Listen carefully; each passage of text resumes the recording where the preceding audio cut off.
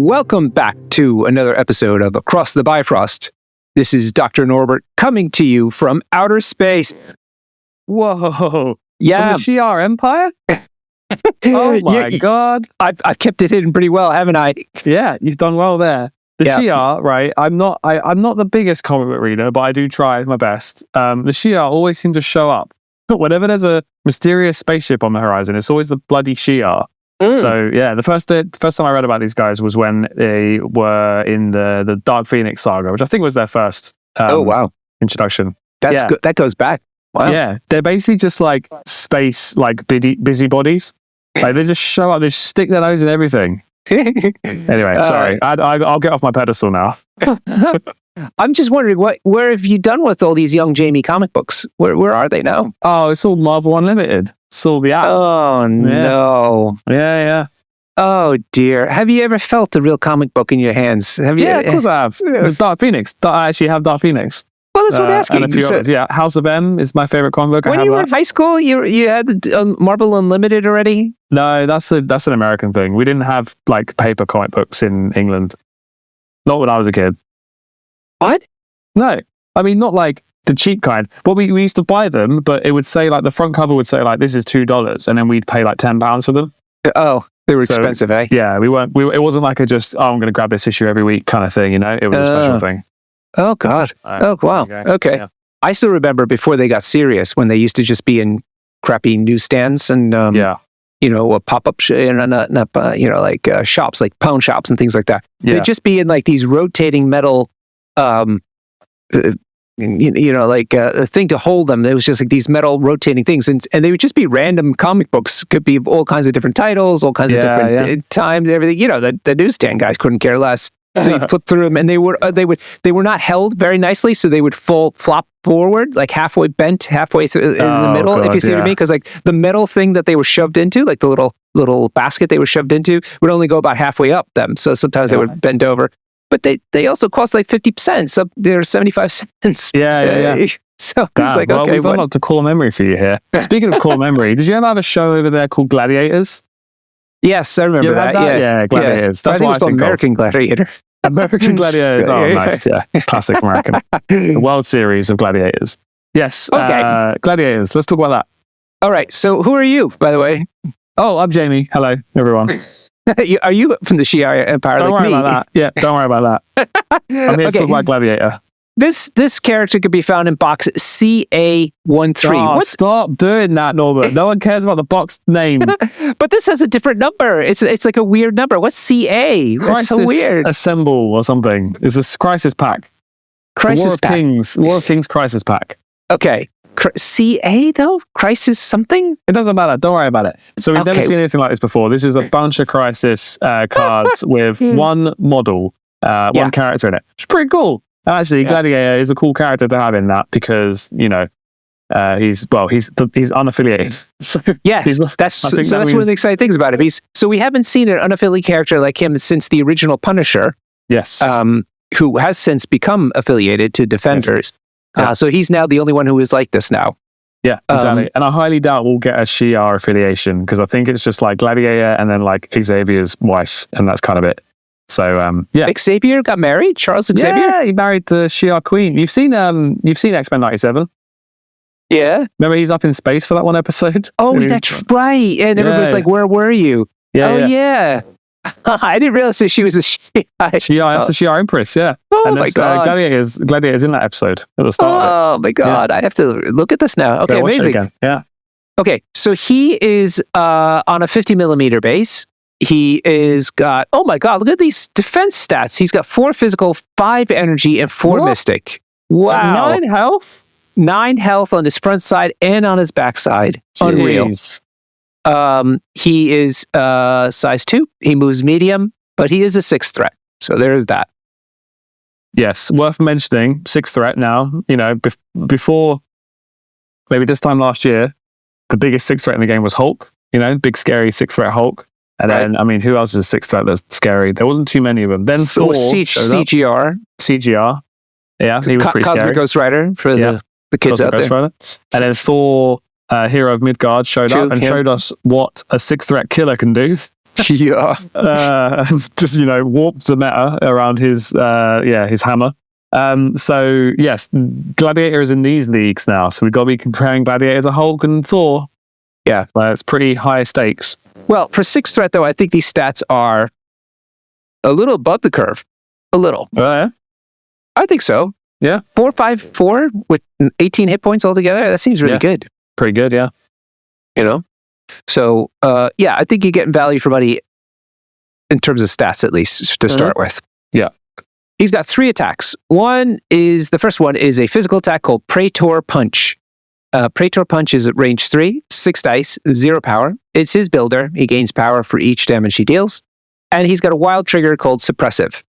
After this attack is resolved, the target character loses 1 power for each wild in the attack roll. And we've seen that before. It's good, but you don't count on it. It's just like a nice added bonus. You know what I mean? Like, it's one of those things where, like, not like where you're like, oh man, I really want this trigger to happen because it's just like, oh, look, this happened. It makes your life even more difficult. But that's not what I was doing this for. Good. Yeah. Yeah. I'm just jaded because it's on Cyclops' suspender. I think that's not very impressive. But yes, as a builder, and we'll get to it, but Gladiator is going to be rolling big old fistful of dice. Yeah, you're right. This is going to be sprinkling a little extra, like, a bit few power, less power there from that punch. Range 3, 6 dice. It seems really quite good for ordinary builder. So, even if he is a 6th threat. Yes. Okay, his next attack is a mystic attack. His energy attack called I Beam. It is a beam 4. That seems good. 5 dice. Seems okay. It costs you 2. And he's got a wild trigger here called Incinerate, where you basically get a Incinerate token after the attack is resolved. This seems good in the right conditions, and not something you use all the time, but good in those conditions. Yeah, very good. It being 5 dice is interesting. We'll get into why later, but I don't think you're ever going to use this attack when you're rolling 5 dice. Yeah. Okay. Foreshadowing like that. Okay. His last attack is a physical attack called Majester's Might. It is range 3, 10 dice. Hello. 5 power though. 5 power. You're gonna pay for that. You're paying for that. It's got 2 triggers. Both are wild triggers. It's got a wild stagger, so you get the stagger condition after the attack is resolved, and you have a wild throw. Before damage is dealt, the character may throw the target away short. Sizeless throw, by the way. Sizeless throw. Good point. Thank you. Yeah. So, I think it's a fair attack. 5 is pricey. And 10 dice is definitely worth 5, but sometimes those 10 dice rolls blanks and skulls, and it's sad days. So it's one of those kind of attacks where it's like could be great, could be awful. Yeah, and any Hulk player has seen what happens when you do that big spender, and you're like, I just need a wild because I'll get a stagger and a throw, and you don't get the wild, and you also do like 2 damage. It's like big fistful of dice, not always great. Correct. Yeah. So very fair, but nothing to write home about. Something like, when would you want to do this? Like, just when you have nothing else to spend your power on, basically? Yeah, if you're covered in power. And also, if you can, if you're hitting like a size 4 or a Sentinel, size 5, you can throw him into his friends, which is pretty great. Yeah, that's cool. Okay, well, let's take a look at his superpowers and see if they help out the situation at all. He's got an active one called For the Empress and Empire. 3 power. It costs an action. He basically makes a move attack followed by a Praetor Punch, which is his builder. If this attack deals damage, this character gains a confidence token. Ooh, what's that? It can only be used once per turn. So basically it's a charge, although it's attached to a certain attack, the Praetor Punch, which is not a bad thing since he moves medium and the Praetor Punch is range 3, so that's really far. Yeah. The intriguing thing is that in addition to the charge movement, you get this potentially getting this confidence token. What's the confidence token? Should we go down and take a look at what those are? Yeah. All right, let's do that. So he's got a passive superpower called the Majestor's Bravado.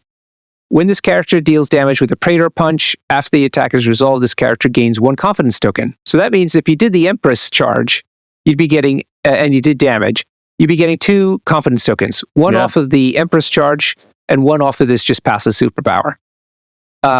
However, when this character suffers damage, it loses 1 confidence token.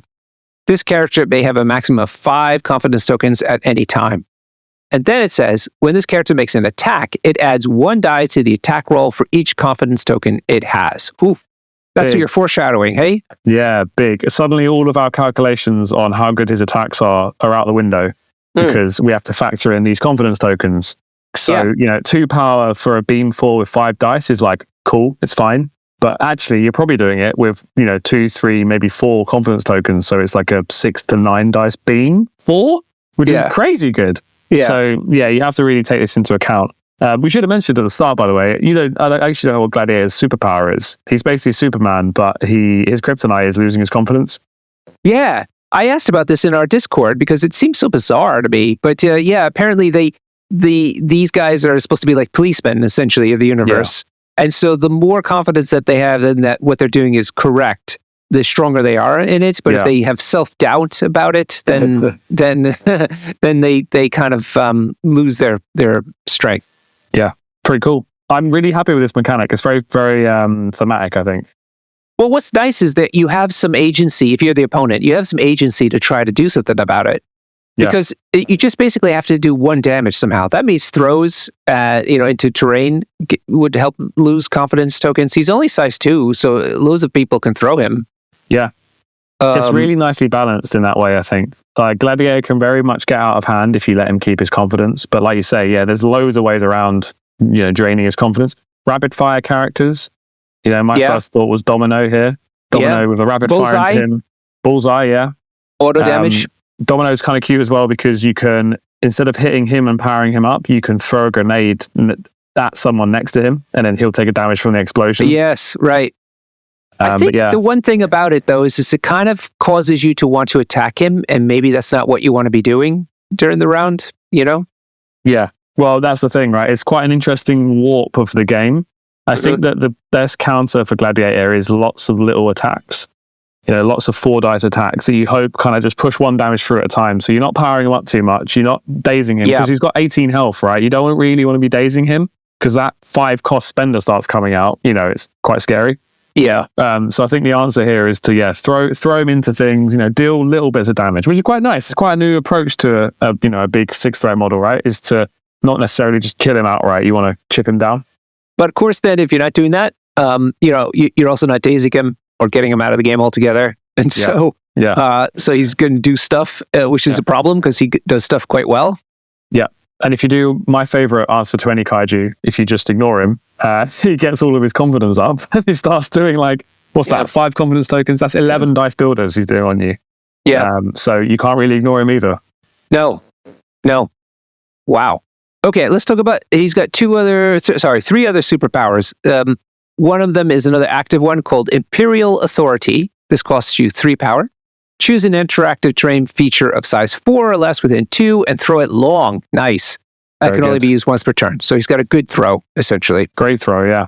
Yeah, really good. Actually, a long throw. The 2, obviously, being in range 2 is tricky sometimes, but you can't complain when you're throwing a size 4 long. That's amazing.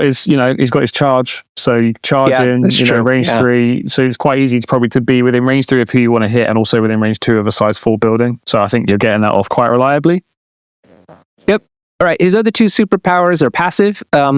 One's called Alpha Strontian Physiology. And basically he gets an extra power during the power phase. And the last one is flight. He's got flight. Nice. So, wow. Now he's unaffiliated, so that is kind of a drawback about him. You have to really be serious about wanting to take him. Yeah. Helps he's a 6-threat. They're easier to splash. Yeah, well, how do you figure? Because there's just one big lump. So you can take your kind of core affiliated characters. I mean, I did it in Sentinels the other day. So I took Sentinel Prime, Mark IV, Winter Soldier, who is everyone's favorite Sentinel, and then Gladiator. Yeah. So it's kind of, you're basing your game plan around having this big guy here. So have you used him in your Sentinels roster now that Thor 2 got nerfed? So yes.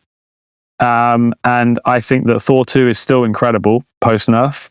And I hated Gladiator, but with a caveat. For me, I'm not a big fan of rolling big fistful of dice. Me neither. I don't like the gambling aspect to it. Me neither. Yeah. I'm like, this is either going to be incredible or nothing's going to happen. Yeah. And I had Gladiator in my one game that I played. I just played a game with Thor 2, who single-handedly tabled my opponent while the Sentinels just watched. And then I was like, I have to play a game of Gladiator because I wanted to see how he is. It's the first event where he's illegal.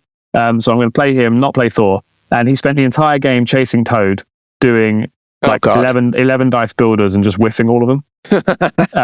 So yeah, I mean, where Thor can, go in and the pounce is like guaranteed 4 damage, right? And then Thor's rolling 6 dice builders, which sure aren't as good, but like gets a wild, he's pinging a damage into someone. Gets a wild hit, he's pushing someone towards him. He's then throwing terrain. So I think Thor just does a lot more. Gladiator is for those players that love big dice pools. And maybe in like, the current meta, we're seeing a lot of, Namor and Zemo around with rerolls. Yeah. So maybe that will help as well, because it means that, Gladiator's punches are more likely to land. I'm playing X-Force soon. I might take him in X-Force because he gets a little reroll there. So I think, if your play style is like rolling big old chunks of dice, then Gladiator might be for you. For me, I prefer Thor because he's just a bit more consistent. Okay, got it. Have you played against him? No, thank God. I'm quite scared of playing against Gladiator. Yeah. I feel like, again, that the biggest problem with him is how to fit him in being non-affiliated. But after that, I'm not saying he's overpowered, but he definitely is. You're getting 6 threat worth of character with this guy. Definitely. Yeah, you're getting 6 threat worth of dice, that's for sure. A lot of dice. It's just that, the other killers, like the kind of consistent killers we've seen, right? Thor 2 is a problem because, again, he's got the pounce and the terrain throw, so he's sending guaranteed damage your way. Cosmic Ghost Rider was a problem because he's counting skulls. Malekith was a problem because they're counting skulls. Gladiator doesn't have any of that. Gladiator is just adding dice, right? Yeah. Which is great. The MCP dice, they explode. You have exploding crits, which mean, big dice pools are good because you have a massive ceiling. And there will be games where Gladiator does 5-6 damage every time he attacks, and that's great. So yeah, it's just a different way of having a kaiju around, Yeah, for sure. So I feel like he's more fair in many senses, and so he's not going to overly dominate the scene like we've seen with those other kaijus that you talked about. Having said that, though, he seems very effective, and I'm trying to think of where you want to put a guy like this. So he's quite mobile. He's got a charge. He's got very long range attacks. He hits like a truck. He's got a throw as well. So where do you think this guy shines, or is he just like your generic beater? Yeah, I mean, there's the obvious. It gets a bit boring saying this, but he's great under Steve 1. He's great. He's great under Inhumans. He's great under Xavier. Anyone that can give him an extra power round 1, he's great, because you need him to start building his confidence. Because you want to get the charge going, right? Is that what you're saying? Yeah. So a medium base, medium move, and then a range 3 attack means he can quite consistently get an attack off if someone stood on the midline. But most people don't stand on the midline these days, right? Round 1. So you want to get in that charge round 1. And also the charge is doubly good here because it doubles up the confidence tokens he gets if he deals damage. Yeah. So yeah, I think the normal leaderships that give someone a power, they're great with him. So I think he's splashable there. So yeah, I think you could take him anywhere. If your flavor of attrition again is rolling loads of dice, you'll love him. You'll have a great time. Where is and even though he's unaffiliated, there's lots of leaderships that apply to everybody, regardless of their affiliation. So that's something to think about, where you want to fit him. What affiliations are still unrestricted characters? Is it just Dracula, Thralls, and Dormammu?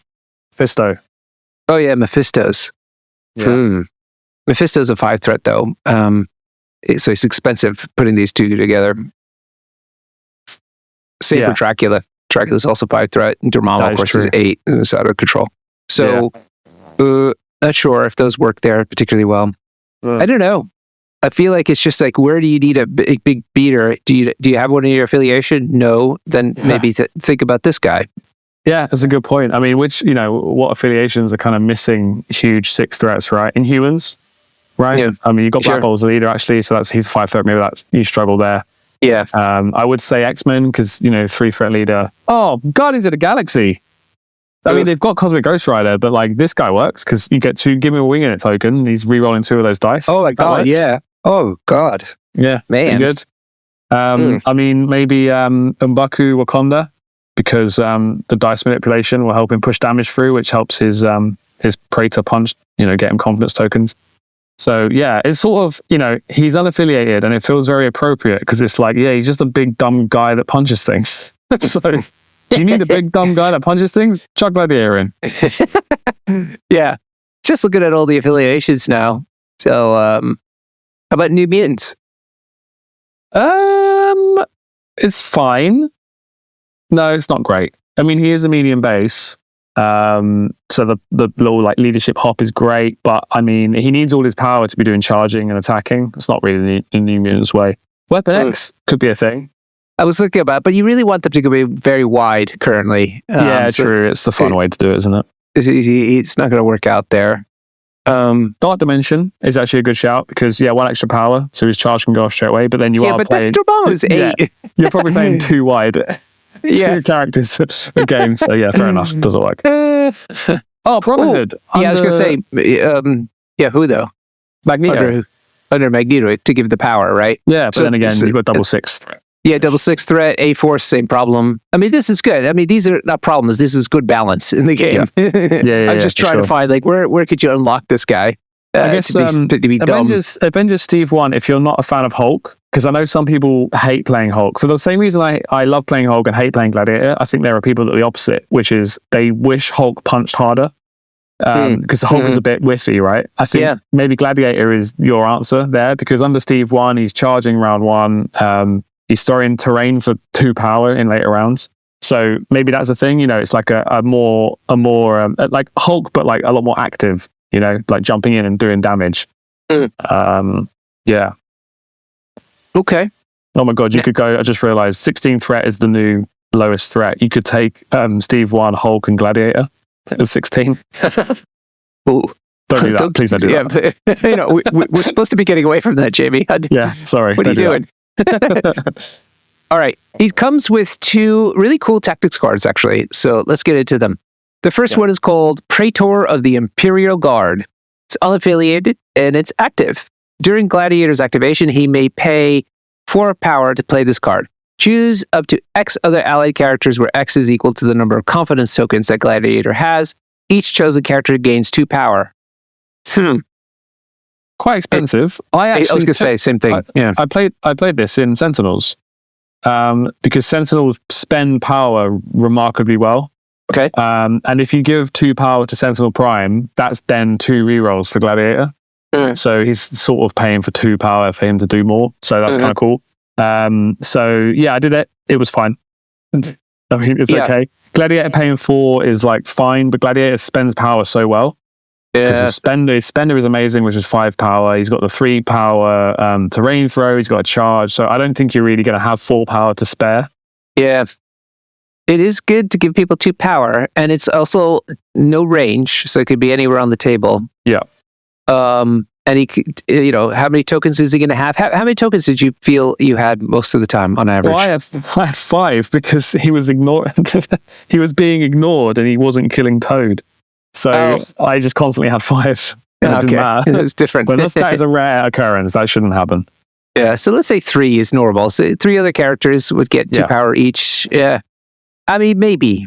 I guess a lot depends on your affiliation that he's in to see if, like, are you really stuck on cards of your own already and have no room for this? Another tick in the box for Weapon X. They need power and they have no cards. There you go. Very fair. It's very fair. I mean, to be fair, like genuinely, are there games in Weapon X? You've played them. Are there games in Weapon X where you could see yourself taking Gladiator instead of Domino and Maverick, or Domino and Weapon X? No, because the leadership it only affects Weapon X people. Yeah, it's true. Okay, fair enough. Yeah. I think you are right. I think Weapon X are a all-affiliated wide team. Yeah. Yeah, and that's pretty cool and fun. So we should make sure that stays the way. Yeah, cool. Well, yeah, I think this card is not great. But his next card, oh my God, it's called Protector of the Empire. It's also Xavier's wife in the artwork. It's unaffiliated. It's reactive. When another allied character is dazed or KO'd, an allied gladiator may pay 3 power to play this card. Gladiator may advance M towards the enemy character that caused the effect, then makes a Praetor punch attack against it. If this attack dazes or KOs the enemy character, after the attacker's resolve, Gladiator gains 1 confidence token. Keep in mind, the Praetor Punch automatically also gives a confidence token if he does damage. So you'd be getting 2 when using this card. So it's essentially a like a Heroes for Hire kind of a thing. Well, it's when they're dazed, right? Oh, okay, yeah. Sorry. Yes, What is that more like? Too late for Heroes for Hire. Heroes for Hire is like, no, I'll save you, and this is you killed my friend. I'm going to go beat you up now. Yeah, fair. Yeah. Sorry. So yeah, pretty good. So he moves medium, which is his normal speed, and then he's, like we said, Praetor Punch is range 3. So he's gonna. Chances are he's gonna reach the attacker that caused the daze. And for 3 power, he gets a free out of activation attack and gets an extra confidence token. That seems really good. It seems fair. Doesn't seem like, oh my god, you must take this, but because it's still 3 power. But he probably has a lot of power, right? Yes. Well, with those builders, he should. Yeah, he's doing 8, 9, 10, 11 dice builders. Mm-hmm. Is this any range? Does he have to be near the day's character? Let me check. I was just looking at the artwork. Nope. No, anywhere. So this is also it's not a great use of it, but if Gladiator has been displaced, the side of the board, there's actually a way to get him back in. So he'll move medium, maybe doesn't make the attack, but at least you've got him back into, you've paid 3 to get him back onto the fight. So that's kind of cool as well. Yeah, it's really good for that reason. Yeah, I think you take this card every time. Because I think if you're taking Gladiator, he's your main character. You're building your team around it. So I think you take this to get as much out of him as you can. Yeah, you're investing in him, aren't you? So you might as well go whole hog. Yeah, exactly. And do the deal. Okay. I feel like he's going to be making an impact on the community once he comes out, which was soon. But is it going to be? Well, I mean, he might be everywhere initially because he's unaffiliated, so loads of people are going to be trying him wherever. But eventually, he'll settle down into some homes. I'm sure of it. Yeah, and I think those homes will be Inhumans and Avengers. It'll be the power ones. But I think you're right. I worry about Gladiator because I think when he hits the table, I worry that one of the players is going to be sad because either their team's been destroyed by huge dice pools, and Gladiator's pulled off like a 9 dice beam 4, everyone's incinerated, everyone's dead thing, or the Gladiator player is going to be sad like I was because I'm chasing round characters and rolling big, dice pools and not converting much. Yeah. So I worry that, I don't think we're going to be at 4 levels of upsetting people, but I think, Gladiator is a big swing and sometimes he's not going to ding. It's just going to, it's a good point. Anytime a 6th threat comes onto the scene, it's going to make an impact. The question is whether it feels oppressive like some of the past 6 threats were until they got fixed. So, he feels better than those were on release, so I'm feeling okay about it, but he needs to be respected, which is not a bad thing. I mean, you're paying 6th threat, he ought to be respected. Yeah, as 6th threat should be. You're right. So this is what happens when because most of our episodes so far have been, reviewing 3, 4, and 5 threats. Yeah. And then, 6 threats are rare, so when they come in, they have to be, looked at closely. Closely. And then I've got my conspiracy, which I think is okay to say, but we had AMG on to talk about the War of Kings box. Right. We found out that Ben, designed Apocalypse, and we praised him on that episode. I'm praising him again. I think Apocalypse is a 6th threat who is very, very fair, very interesting, very strong, but not, broken. Like a very well designed, model. And we were told that was one of Ben's first projects from becoming a designer. Now, Apocalypse released after the Asgard stuff. So this could be, a wave of stuff that Ben is now touching, and I think we have a proven track record from Apocalypse. And Gladiator seems quite fair, right? That word's come up a few times in this episode. Yeah. And who knows? Phoenix is coming soon, another 6th threat, I think they said. It's definitely a high threat model. And maybe they'll be fair as well. This could be, the days of Malekith, Cosmic Ghost Rider, Thor might be behind us. Maybe that's what we're thinking. I hope so. But I feel like everything. I think big characters are fun. There's nothing wrong with that. Definitely. Yeah. But you don't want them to warp the game. Yeah, exactly. So my absolute touchwood conspiracy theory is, everything since Apocalypse has been very fair and balanced, and I hope that continues. Cool. All right. Looking forward to seeing how the scene develops around this guy. In the meantime, let's sleeve it or heave it. Sleeve it or heave it. Sleeve it or heave it. Take it or leave it. Sleeve it or heave it. Can't you believe it? All right. I brought this card along, Norbert. Yep. You have played it a lot more than I have. Love this card. I've got what I think is a story, but not a problem. I think I understand the theme of this card, but let's go through it first. All right. You can talk about actually playing it. So, okay. Cruelty. This is a criminal syndicate card. It's reactive, and it is an attack called Twist the Knife, which is mystic and is a range 5 dice attack. If an allied character damages an enemy character with an attack during its activation, after the attack is resolved, the attacking character may spend 2 power to play this card. The attacking character immediately performs the attack listed above. So that word immediately means it doesn't cost an action. So it's a free attack. Okay. Targeting the damaged character. This attack can only have dice added to the attack from crit results, and this character cannot modify its attack dice during this attack. Right. So it's just a straight up, no rerolls, no fancy stuff, just a big old hit, mystic hit. But it's a free attack. So you get the crits though. A lot of these kind of cards don't have that part of it, but this one allows crits to blow up.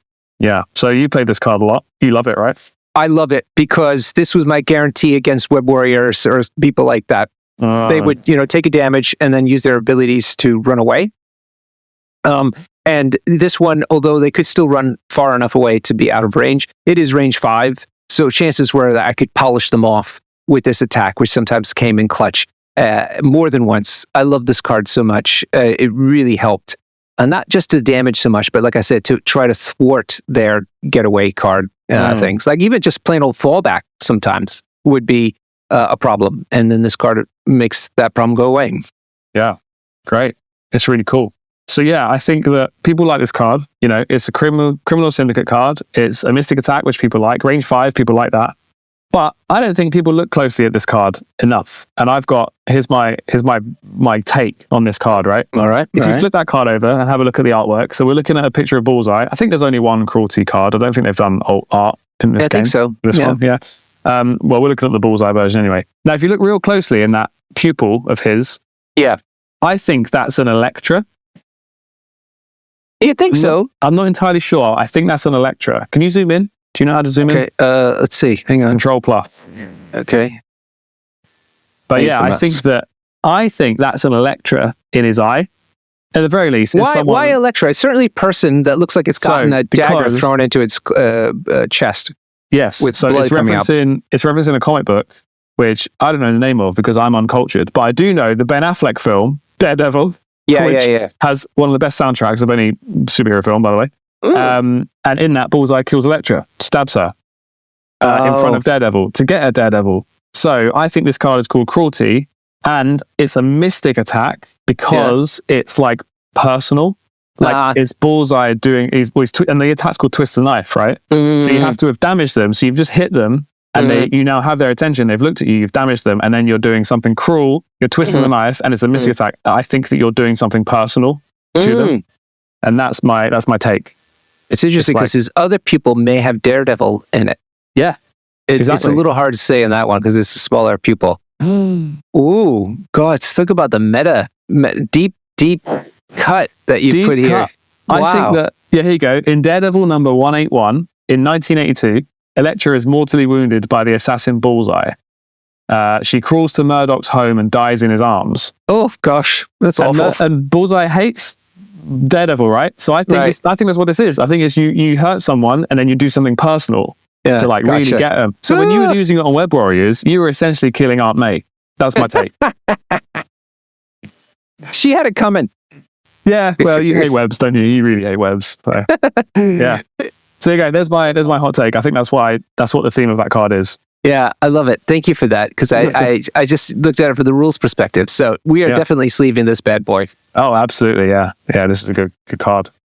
All right, cool. Where can people come to go to play in European events for 2-day or 3-day weekend events in Europe? Where's the best place for them to find out? Oh my God. tinyurl.com/ MCP Europe events? No, MCP Events Europe. So close. I'm so close. Yes, you have kindly gathered all of the European events into one place so that people can have a look at them. If you haven't traveled for an event for MCP before, you should. Because they're really friendly people there, usually some really unique prizes and really cool stuff to get, and they're usually hosted in really cool venues, and great stuff. I won my Sentinels by going to a French tournament, and it was beautiful. Oh, wow. Is that the Abbeville one? Abbeville, yeah. Yeah. Okay, I won the 2 Sentinel boxes, which I'm very happy with, and I'm still playing now. Yeah. You should which you wouldn't have bought on your own. No, I'd imagine. Exactly. No. Well, Sentinels are expensive. I wouldn't have got those. Yeah, exactly. So, all right, so tell everybody where we personally will be in the coming months. So we are going to Paris GT, which is the one at a Comic-Con, which is really cool. Because you basically get to play an MCP tour and go to Comic-Con for the same price. Yeah, I'm looking forward to that Comic-Con. I haven't been to one in ages. So mate, Comic-Con is the happiest place in the world. I love it so much. So yeah, I'm looking forward to that. Me and Norbert are working on our cosplays as we speak. Right? Maybe not. This is the 12th to the 13th of April in Paris. Yes, Paris. That's that one. Cool. And then what's next one? Oh, and then we're running one. Yeah. Mutant Weekend at Extinction Protocol in London, 17th to 18th of May. It's the best format you can have. It's the best prize pool anyone's ever seen. It's a continuation of a story that Norbert wrote from January to there. There's a story that runs like a narrative that runs through it. It's great. With a mini game inside the competitive tournament. There's a mini game. Yes, there's a mini game attached to the narrative.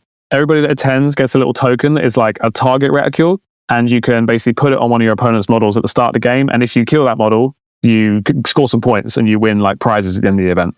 Yeah. So we hope that some people are going to be going just to kill stuff, just to score those points. Lose every game, but just KO their targets every game, and you get extra points for like KOing mutants and stuff. And it's really cool. So come to that. There's still tickets available. That's the 17th to 18th of May. And then the fun never stops in London, in England, because what's next? We have the UK Games Expo GT, the first GT of the year in England. Norbert and I will be running that. AMG will be in attendance as well. So that'll be fun. And there's a Friday kind of warm-up day with like 3 rounds, a bit more casual, but there's still some prizes to be won. And then the Saturday and Sunday is the main GT event, and all of the official AMG like GT only prizes are going to be there. And this is a convention, a game convention. So it's like a mini Gen Con, basically. Is the kind of the vibe there. So very cool. This is in Birmingham from the 30th of May through the 1st of June. Yes, and it's at the Birmingham NEC, which if you haven't been there before, it's one of the most connected spots in the UK. So it's really easy to get trains there and stuff. Okay, and June? What's happening in June? 7th to 8th of June is Multiverse of Malmo, which you are going to, and I might be joining you. Yes, that's in Sweden. You've been to that one before, haven't you? I have, yeah. I've been to the last year's, and I definitely want to go again because it was such a great time. It's in a microbrewery that also does barbecued food. And has a lot of sweet guys playing MCP, and they've adopted our Mutant Weekender format. Yeah, there you go. Taking the MCP scene by storm. Cool. And then we have the London GT. If you don't want to go to Birmingham, there's one in London on the 28th to the 29th of June. So same deal, GT. Our cool format rules with official AMG prizes. Yep. Get a ticket. Cool. That's great. So definitely go see this. If you want to see the other events that we're not going to, there's loads of other ones on this calendar. Go to tinyurl.com/MCP Events Europe. In the meantime, though, where can people come and tell us how wrong we were today? People can come and tell us how wrong we are about Gladiator on the Discord. There is a Discord link below this episode. Come and tell us what you think about Gladiator. Tell me if I played him wrong. Maybe the fact that he was in Sentinels was the number one problem, but we'll find out.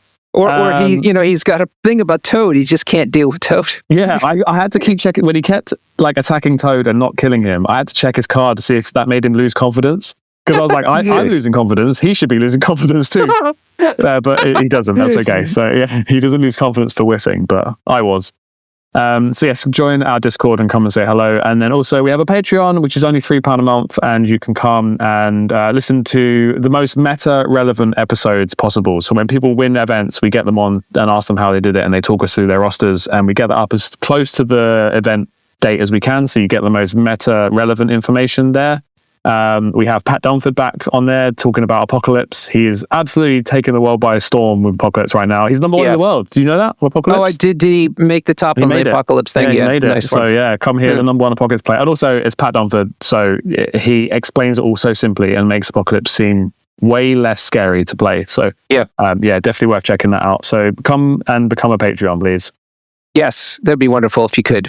All right then, Jamie, thank you so much. And for everybody out there, until next time, cheers and happy gaming.